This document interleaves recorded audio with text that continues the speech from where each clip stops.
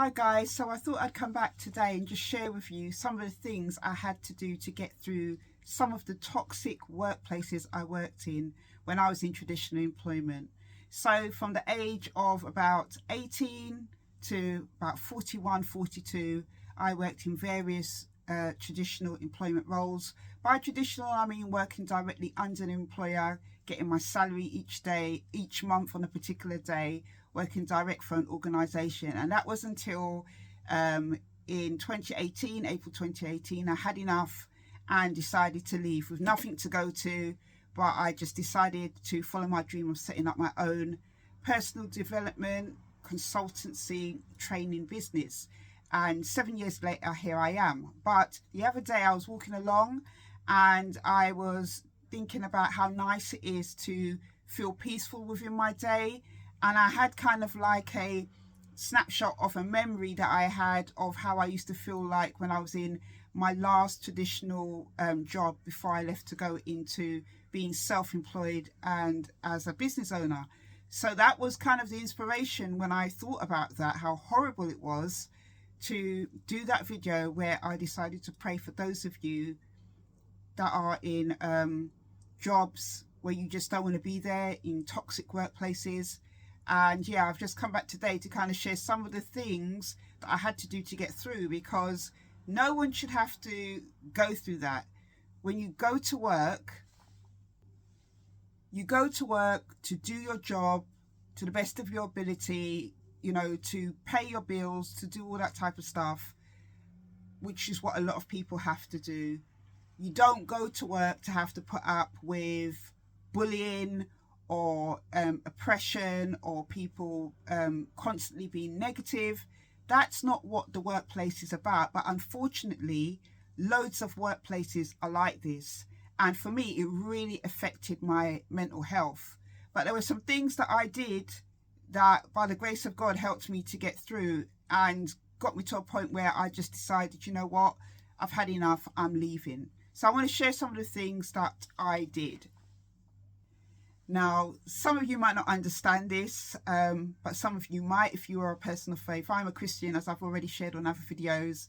One of the things that I used to do to get through this workplace, because, the Bible tells me that we battle not against flesh and blood, but against principalities and powers, and I realized that a lot of the time when a lot of people are in a workplace, some of them are coming in with real kind of battles that they're battling, are coming into the workplace with not good intentions. I used to go in to the office like 7:30 in the morning, because when I changed my work pattern, I used to start at 8 o'clock. I used to go in and pray over my work section. I would pray over people's chairs. I would pray over the workspace. I would bring my little kind of bottle of anointing oil. I used to do all these types of things because it really felt like spiritual darkness in that workplace. Some of the characters that I had to work with, I don't know, it was just like they were just intent on causing trouble and just being as negative as possible. So one of the things that I used to do was to do that, go in, read Psalm 91 and other Psalms over my workspace, and do stuff like that. And a colleague that I had who was in a different team, was a Christian, used to share with me, she used to do that as well. So we used to be able to kind of encourage and talk to each other. Again, another thing that was kind of influenced by my faith is a Christian colleague of mine. I used to meet with them first thing in the morning or during the afternoon if work was difficult, and we used to go into like a stock room to pray together. That used to help me to get through the day, because there used to be points in my day that was just absolutely awful, really, really awful. And having that colleague there where we could, quickly send each other a message, let's go and pray about this, or let's go and pray for peace over the rest of the day, really did help me. Another thing that I did was to cut my working week down from 5 days to 4. And would you believe it, I was only working part-time, but I still needed to cut down my work days. I put in for flexible working, so I was working from 7:45, 8 o'clock in the morning till 3 o'clock, which would allow me to leave and go and pick up my youngest daughter from school. But I used to work Monday to Thursday and have Fridays off. And let me tell you, when they granted that request for me to have Fridays off, there were certain people that weren't happy about it. What they started to do was try and compete to get days off after they'd been working there for decades. 5 days a week. They saw that I had got the 4 day a week, and then they decided they wanted to put in and try and get flexible hours as well. But I didn't care about what they were doing. I only cared about my sanity and self. I cut down those days and squashed in my part-time hours into those days, which allowed me to have Friday off. And I still, most of the time, do take Friday mornings and afternoons off. Even though I work for myself now, it just feels like a nice thing to do. But that really did help me, because it just meant that I was in that workplace for less time.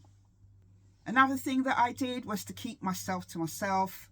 I didn't go on work drinks, do's. I didn't go on any dinners.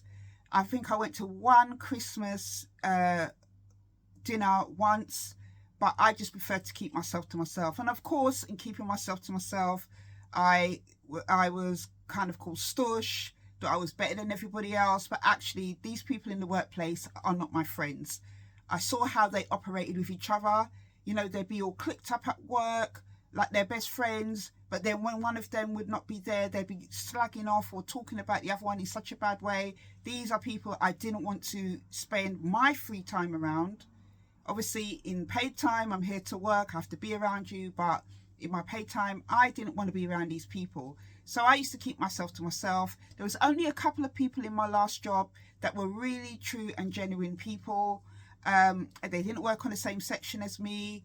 And you know, I found them to be really nice people. One of them was somebody I prayed with, and then another person, she was like an older white lady, but she was just really, really nice. And yeah, so I just kept myself to myself, and that helped me to limit my interactions with them.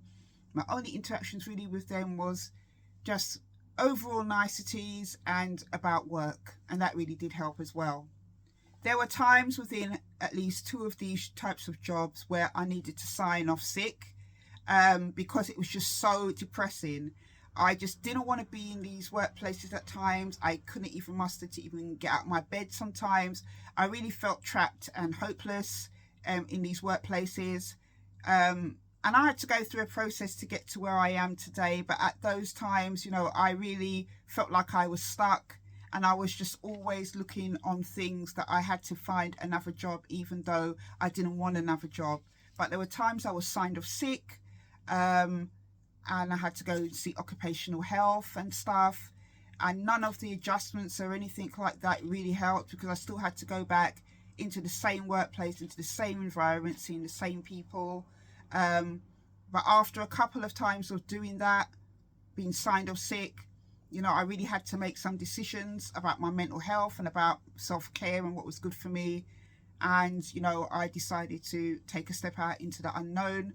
And yeah, these are some of the things that I had to do to survive some of these workplaces. Do I recommend it? No, I don't recommend doing any of these things, because as I said, going to work shouldn't have to feel like you are facing demonic oppression and having to battle all kinds of negativity when all you want to do is to come in and do your job. It shouldn't have to feel like that.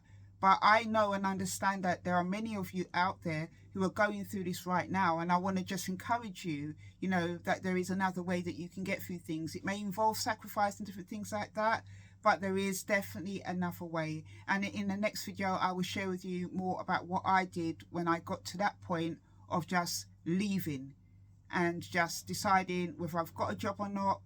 You know, I'm not staying here. I will suffer whatever consequences. And I'll share a bit about that in my next video.